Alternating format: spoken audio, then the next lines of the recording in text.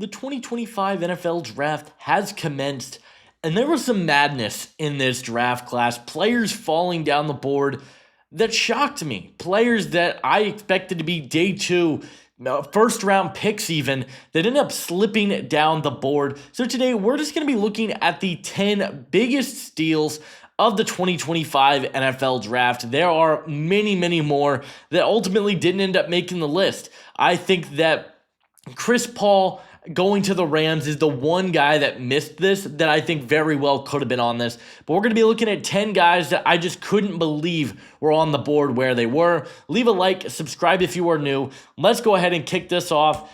We got to talk about Shadur Sanders. There's no way we can do a video like this and not talk about Shadur Sanders. One of the weirdest draft situations I can recall ever seeing. Sanders, look, I didn't think he was a first-round quarterback. If you guys have followed the channel, you would know that's kind of the train that I have been in. I thought that his pocket presence, really poor. The way that he turns his back to the play, runs around. He doesn't throw the ball away. He doesn't have great athletic traits. He doesn't have a great arm. That just wasn't a guy I was willing to take in the first round. But once we got to day two, I'm like, all right, he definitely is going to go here early on to Cleveland. And they passed on him. The Raiders passed on him. Other quarterbacks went in front of him. Dillon Gabriel, who ended up making the Reach video. Jalen Milroe. He ends up falling all the way to 144, which tells me one thing. He really didn't take this process seriously. I think he thought that he could just go in there and walk in with his ego that he has and that he would have been fine. And clearly that wasn't the case, and it rubbed every team the wrong way because he fell to the 5th round of the draft. From a value standpoint, this is an unbelievable pick for the Cleveland Browns, and I believe he has a very good chance of winning this job right away because he's the most accurate quarterback on this roster. He's got good enough arm talent. He throws with anticipation. But if this works for the Browns, you get a 5th round quarterback that can be your starter. Yes, you're going to have to deal with some outside noise, but look, it's a steal. You get him at 144. I don't know how he's not at least considered a steal. And I'm going to say I understand why he fell. There is a lot of off-field drama that's going to come with drafting him. There's no doubt about it. But Cleveland was willing to do it after about 7 other picks, and they get Shadur Sanders at 144. In my opinion, the biggest steal of the draft is Damen Martinez going at 223 to the Seattle Seahawks.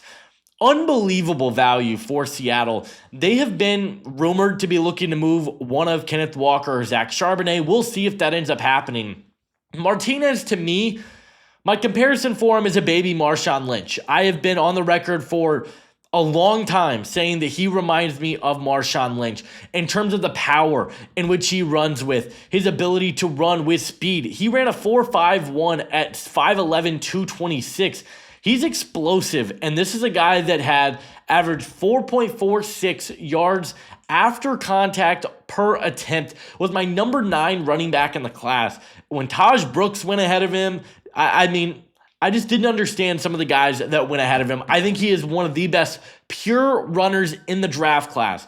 Now, there are certainly concerns about, can he be a good receiving back? Can he impact the game as a blocker? Those are definitely questions, but he should not have been a 7th round pick, and I think Seattle got one of the best running backs in the entire draft class, and he gets to go back up to the Pacific Northwest. Another steal for me was Braden Swinson to the New England Patriots. I still don't understand how New England was able to pull this off. This is a big mystery to me because by the way people were talking, I thought there was a possibility Braden Swinson could sneak into the 1st round. And I would have hated that. I did not think Braden Swinson was this elite edge prospect that a lot of people thought. But once you got past the 2nd round, I thought the value was way too good. Where did I have him? I had him as my number 74 player. He ends up going about double that in the 140s. New England needed some more explosiveness on that outside linebacker position. He reminds me a lot of a prime Harold Landry, and now he's going to get to learn from Harold Landry. He's going to need to improve as a run defender. I thought that was a big concern from Braden Swinson on tape, but the explosiveness, the athleticism, and the length that he plays with, I think is really impressive. And I think he's going to have a really solid NFL career. New England always seems to hit on these day 3 offensive or defensive linemen, and I think they got a really good one in Braden Swinson. I think the value is fantastic. He's a massive steal for New England. Another big-time pickup for New England was Jared Wilson. This is a guy that was a borderline top 50 player for me. Where did I have him in my final top 100? Let me pull this up really quick for you guys to give you guys a better gauge. I had him at 51. He was just outside my top 50. He ends up going 95. What a pickup for New England. They bring in Garrett Bradbury, who is bad at football.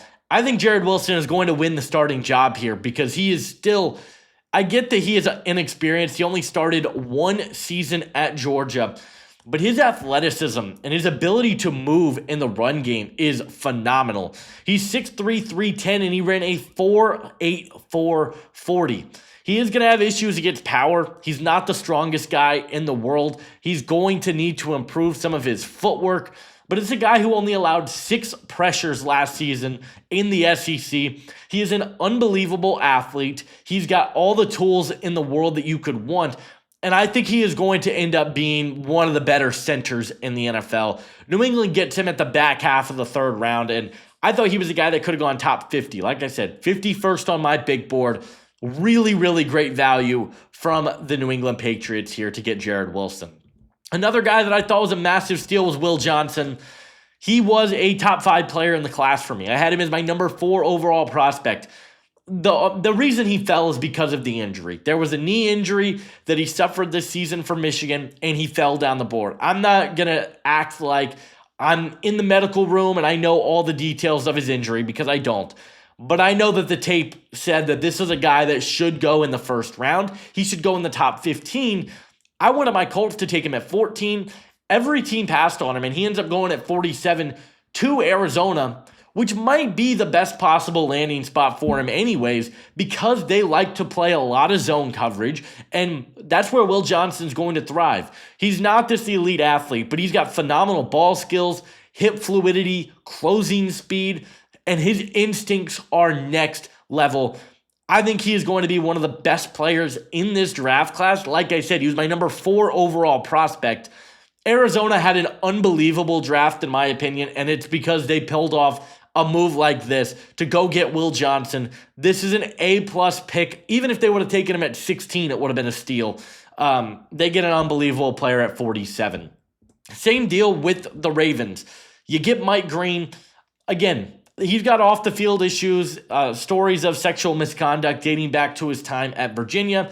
I'm not going to pretend I know all the ins and outs of that case, but the value at 59 from a pure talent standpoint, ridiculous. Mike Green is my number 7 overall prospect in the draft class. I think he is right up there with Abdul Carter as the best pass rusher in the draft, and his numbers speak for themselves. 6'3", 251, phenomenal strength. He had 65 pressures, 17 sacks, which led the FBS, had a 21.3% pass rush win rate. He's got great size to be an outside linebacker or a DPR in this scheme. He's got great burst, good explosiveness off the line of scrimmage. And look, he does play high from time to time, and I think he could work on his power profile. But he is a first-round player on just about everybody's board. I think everybody thought this is a guy that should go in the 1st round, and he ends up going at 59. Again, he fell because of off-the-field issues, but he is still a phenomenal talent. And the value here at number 59 overall is elite. Of course, he goes to a team like the Ravens, and I just have no doubt that he's going to end up being on an all-rookie team and with the potential to win Defensive Rookie of the Year. This is a perfect landing spot for him at 59. Another pick I loved was Kyle Canard going to the Chargers. I've been higher on Canard, it seems like, throughout the entire draft process.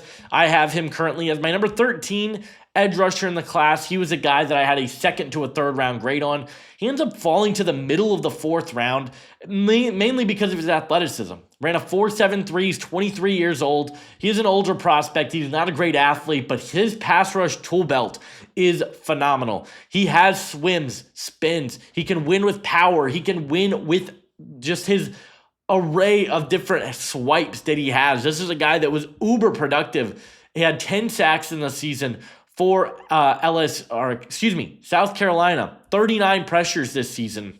He's got great bend. I get he's not super athletic, but for a Chargers team that is looking to add pass rushers on this team, you don't know how much longer Khalil Mack has. Kyle Canard is just an incredible value pick for them in the 4th round, and a guy that I do believe can start for this team down the road. I have no doubt about him being a good NFL player. We saw it at the highest competition level in the SEC. I'm a big fan of this pick for the Chargers. They had a couple of picks. Stay tuned for the grades that I just absolutely loved. Big time pick up here for LA. Another move I loved was David Walker going to Tampa Bay. I've been higher on David Walker throughout the entire draft process. My number 10 edge rusher in the class. He fell because I think, one, competition level. He's coming from the FCS level. And number 2, he doesn't have really great length. He's got a 77-inch wingspan.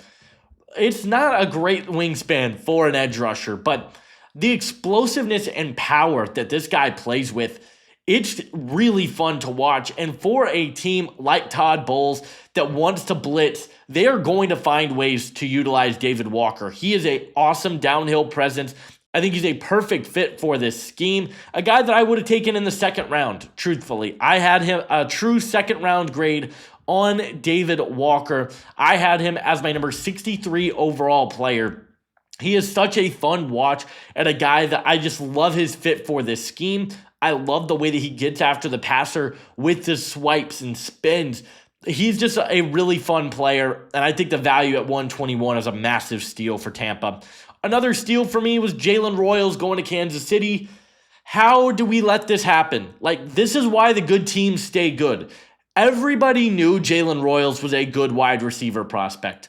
How in the world does he fall to 133 and the Chiefs land him? I do not understand this one bit. Jaylen Royals, to me, one of my favorite players in the class, number 58 overall on my board.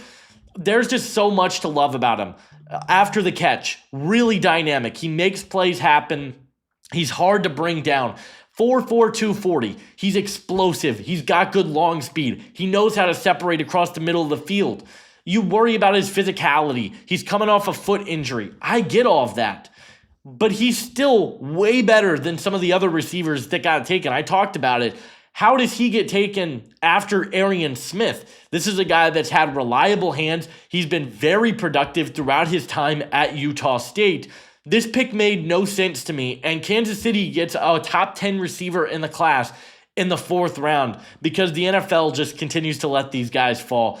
Absolute steal for Kansas City. And continuing as our final steal, Alec Imanor going 136 to Tennessee. Unbelievable value. He is a big, physical, true X type of receiver with 4.4 speed. There's so much to love about his game. I had him as my number 10 receiver.